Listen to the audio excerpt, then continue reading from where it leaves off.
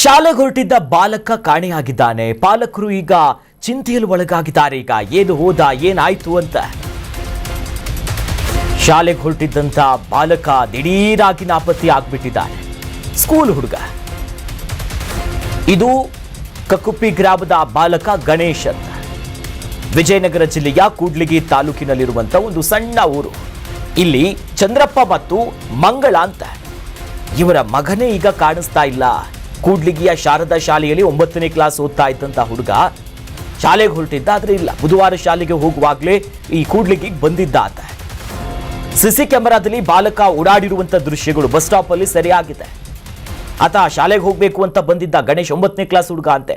ತೀರಾ ಚಿಕ್ಕ ಹುಡುಗ ಅಲ್ಲ. ನೋಡಿ, ದೃಶ್ಯದಲ್ಲಿ ಗಮನಿಸ್ತಾ ಇದ್ದೀವಲ್ಲ, ಇದು ಕೂಡ್ಲಿಗಿಯ ಬಸ್ ನಿಲ್ದಾಣದಲ್ಲಿ ಆತ ಬಸ್ ಸ್ಟಾಪ್ ಅಲ್ಲಿ ಓಡಾಡಿರುವಂತ ಸಿಸಿಟಿವಿಯ ಫುಟೇಜಸ್ಗಳು ಸಿಕ್ಕಿದೆ. ಸ್ಕೂಲ್ ಬ್ಯಾಗ್ ಹಾಕೊಂಡಿದ್ದಾನೆ, ಓಡಾಡ್ತಿದ್ದಾನೆ, ಅತ್ತ ಇತ್ತ ನೋಡ್ತಿದ್ದಾನೆ. ಆದರೆ ತದನಂತರದಲ್ಲಿ ಬುಧವಾರದಿಂದ ಆತ ಎಲ್ಲಿ ಹೋದ, ಏನಾದ ಅನ್ನೋ ಯಾವ ಸುಳಿವು ಕೂಡ ಸಿಗ್ತಾ ಇಲ್ಲ. 3 ದಿನ ಆಯ್ತು. ಈಗ ಕೂಡ್ಲಿಗಿಯ ಪೊಲೀಸ್ ಠಾಣೆಯಲ್ಲಿ ಕಂಪ್ಲೇಂಟ್ ಕೂಡ ಕೊಟ್ಟಿದ್ದಾರೆ. ಆದರೆ ಹುಡುಗ ಎಲ್ಲಿ ಹೋಗೋದಕ್ಕೆ ಸಾಧ್ಯ? ತೀರಾ ಚಿಕ್ಕ ಹುಡುಗ ಅಂತಂದ್ರೆ ಪಾಪ ಗೊತ್ತಾಗಿಲ್ಲ, ಬೇರೆ ಬಸ್ ಹತ್ಕೊಂಡ ಅನ್ನೋಂಗಿಲ್ಲ. 9ನೇ class.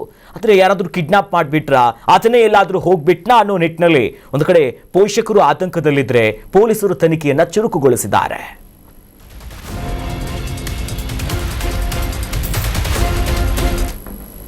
Karnataka news beet follow ಮಾಡಿ, ಸಬ್ಸ್ಕ್ರೈಬ್ ಮಾಡಿ.